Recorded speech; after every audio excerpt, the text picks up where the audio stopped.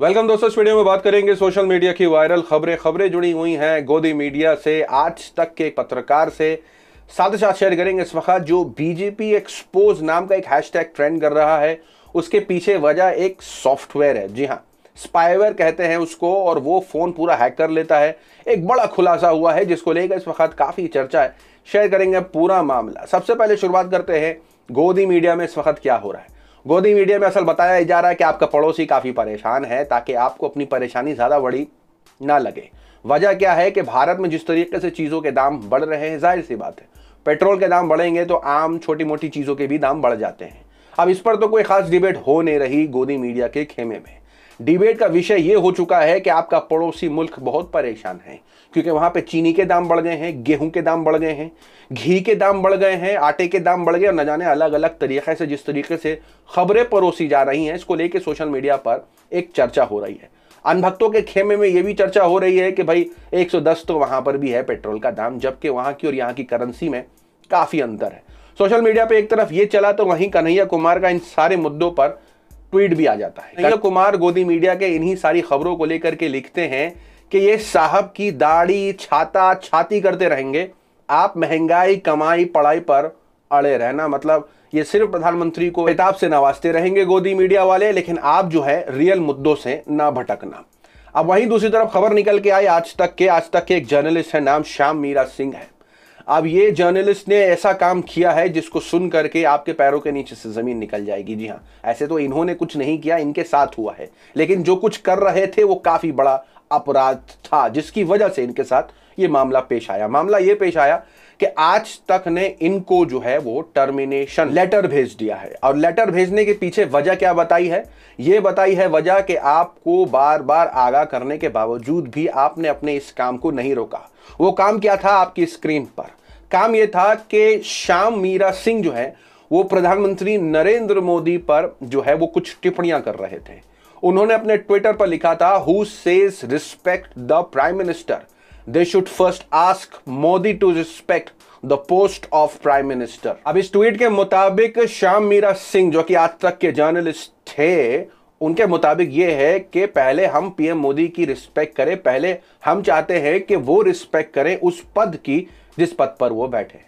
यही नहीं, उन्होंने एक और ट्वीट किया था और ट्वीट में लिखा था कि यहां ट्विटर पर कुछ लिखता हूं तो कुछ लोग मेरी कंपनी को टैग करने लगते हैं, कहते हैं इसे हटाओ। इसे हटाते क्यों नहीं? मैं अगला ट्वीट और अधिक दम लगा कर करता हूं, पर इसे लिखने से पीछे नहीं हटूंगा कि Modi is a shameless prime minister. प्रधानमंत्री नरेंद्र मोदी के खिलाफ कुछ ऐसे जो शब्दों का इस्तेमाल किया, उनके ऊपर सवाल खड़े करे, तो आज तक ने उनको टर्मिनेट कर दिया। टर्मिनेट लेटर भी जो है वो उन्होंने अपना सोशल मीडिया पर शेयर किया। सोशल मीडिया पर यह पहली बार खबर निकल के नहीं आई गोदी मीडिया के खेमे से, जहां आज तक के पत्रकार को जो है वो टर्मिनेट कर दिया गया है। इससे पहले एबीपी न्यूज के एक पत्रकार ने खुद एबीपी न्यूज छोड़ दिया था और अपने बयान में कहा था कि ये जो मीडिया है, ये जो पत्रकार है, वो भोपू बने हुए हैं सरकार की, और सरकार से सवाल नहीं करते, वो विपक्ष से सवाल ज्यादा करने की कोशिश करते हैं। बढ़ते हैं अगली तरफ। सबसे बड़ी खबर इस वक्त की जो कि जुड़ी हुई है बीजेपी एक्सपोज्ड अगेंस्ट नाम के एक हैशटैग से। सोशल मीडिया पर यह हैशटैग जोरों शोरों से ट्रेंड कर रहा है। इस हैशटैग के ट्रेंड करने के पीछे वजह है पेगासस स्पाईवेयर। एक इजराइल की कंपनी है जिसने ये स्पाईवेयर यानी एक सॉफ्टवेयर बनाया है, जिससे आप जो है वो फोन हैक कर सकते हैं। आपसे मुराद आम नागरिक नहीं, सरकार। अब सरकार कर सकती है तो जाहिर सी बात है कि 50 ऐसे मुल्कों का नाम सामने आया, और उन 50 मुल्कों में जिस तरीके से पत्रकारों के ऊपर नजर रखी गई, सोशल एक्टिविस्ट के ऊपर नजर रखी गई, इस रिपोर्ट के अनुसार काफी लोगों पर नजर रखी गई। अब नजर रखने के पीछे तो एक मकसद ये कंपनी बताती है कि ये सॉफ्टवेयर सरकार को ही देते हैं, और वजह ये होती है कि वो आतंकवादी गतिविधियों पर जो है नजर रख सके। जो भी सरकारें ऐसा करना चाहती हैं उन्हें ये सॉफ्टवेयर प्रोवाइड किया जाएगा। अब भारत में इसको लेकर चर्चा इसलिए हो रही है क्योंकि कुछ पर्सनल लेवल पर ही सॉफ्टवेयर का इस्तेमाल हो गया है। अब एक रिपोर्ट जो कि आपकी स्क्रीन पर है, जहां चीफ जस्टिस रंजन गोगोई के ऊपर एक महिला ने यह आरोप लगाया था कि उनको हैरेस किया गया है। अब उस लड़की के परिवार में 11 नंबरों पर नजर रखी जा रही थी, यानी वो 11 नंबर सामने आए। बड़ी बात यहां यह है कि जब सरकार उस सॉफ्टवेयर का इस्तेमाल आतंकवादी गतिविधियों पर रखने के लिए करती है, तो ये किस लेवल की स्पाइंग हो रही थी, यहां सवाल इस बात का है। सोशल मीडिया पर जिस तरीके से हैशटैग ये ट्रेंड कर रहा है उसके पीछे ये वजह बिल्कुल भी नहीं है कि वो नजर रख रहे थे पत्रकार पर और क्यों रख रहे थे। यहां बात यह है कि जिस वजह से उस सॉफ्टवेयर का इस्तेमाल होता है उस मेन वजह को कहीं ना कहीं उस मेन वजह का उल्लंघन करता हुआ भारत देखा गया।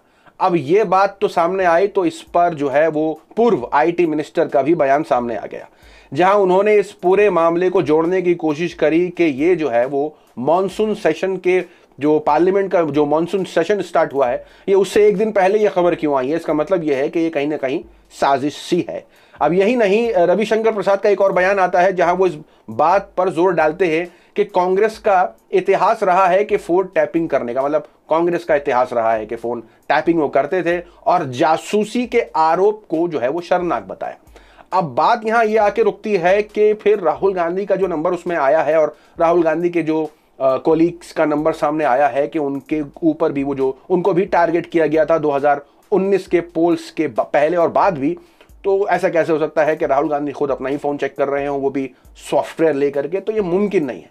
अब यहां तो मजाकिया लेवल पर यह बात हो रही है, लेकिन जो उनका बयान आया है यह साफ जाहिर होता है कि एक तरफ से इसका इस्तेमाल जो हो रहा था वो सिर्फ दूसरों पर निगाह रखने के लिए ही किया जा रहा था। अब पूर्व आईटी मिनिस्टर के बयान के बाद करंट आईटी मिनिस्टर का भी बयान आता है।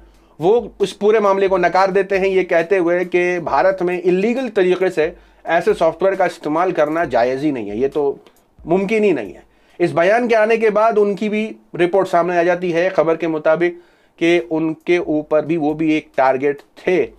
अब ये बयान आता है तो आरफा खानम शेरवानी इस पर ट्वीट कर देती हैं कि जो ये कह रहे थे वही एक पोटेंशियल जो है वो टारगेट रह चुके हैं, यानी सरकार उनके ऊपर भी नजर रख रही थी। तो सोशल मीडिया पर एक तरफ इस बात को लेकर के हंगामा है कि अगर सरकार नजर रख रही थी और उस सॉफ्टवेयर का इस्तेमाल इस बिना पर होता है कि आतंकवादी गतिविधियों पर नजर रखी जा सके, तो फिर ऐसे लोगों के लिए क्यों स्पाइंग हो रही थी? जहां उस औरत के ऊपर स्पाइंग हो रही थी जिसने इल्जाम लगाया चीफ जस्टिस के ऊपर हैरेसमेंट का, तो उसके घर के 11 नंबर क्यों जो है स्पाइंग लिस्ट में थे?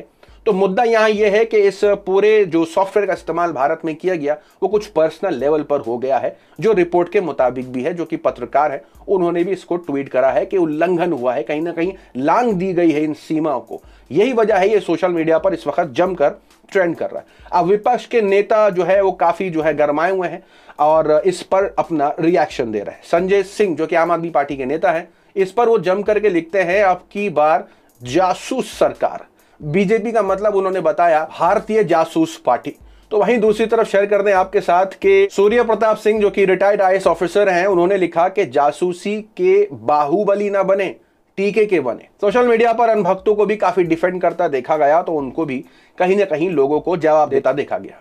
अब जब अनभक्त इस सॉफ्टवेयर को डिफेंड करते हुए ये कहने की कोशिश कर रहे हैं कि सरकार को पूरा राइट है, वो इस्तेमाल कर सकती है, तो सोशल मीडिया पर साइमा आरजे जो है रेडियो जॉकी, वो इस पर लिखती हैं कि जो लोग अपनी बीवी तक को फोन देने से कतराते हैं वो अब इस बात को लेकर डिफेंड कर रहे हैं कि अगर सरकार ने कर लिया तो क्या बड़ी बात हो गई।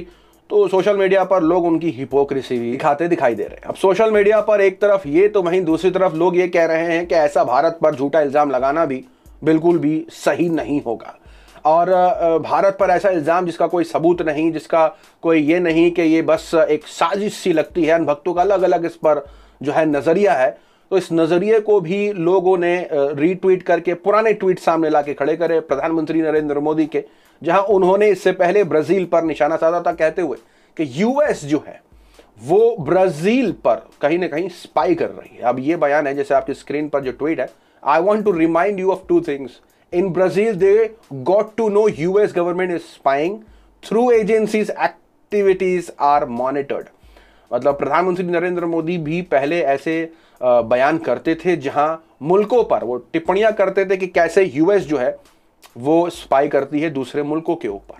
अब सोशल मीडिया पे अनभक्तों को देते हुए जवाब तो काफ़ी देखने को मिल रहे हैं, लेकिन मुद्दा अभी यहीं आगे खड़ा होता है कि जो इस सॉफ्टवेयर का इस्तेमाल किया गया है जिस तरीके से, और जो रिपोर्टें सामने निकल के आ रही हैं कि किस तरीके से विपक्ष के नेता, पत्रकार, सबके नंबर नाम इसमें शामिल हैं कि उनके फ़ोन को टैप किया गया है, और कहीं ना कहीं इस हैकिंग को लेकर के जो गर्मी इस वक्त सोशल मीडिया पे देखी जा रही है, सवाल यही खड़ा होता है कि क्या इस सॉफ्टवेयर का जो इस्तेमाल हुआ है वो वाकई में भारत के संविधान के तहत हुआ है या कोई पर्सनल रीजंस की वजह से। सोशल मीडिया पे इन सारी खबरों को लेकर के काफी चर्चा, आपकी अपनी क्या राय है कमेंट में जरूर बताएं। मिलते हैं आपसे अगली वीडियो में, तब तक के लिए अपना ख्याल रखें।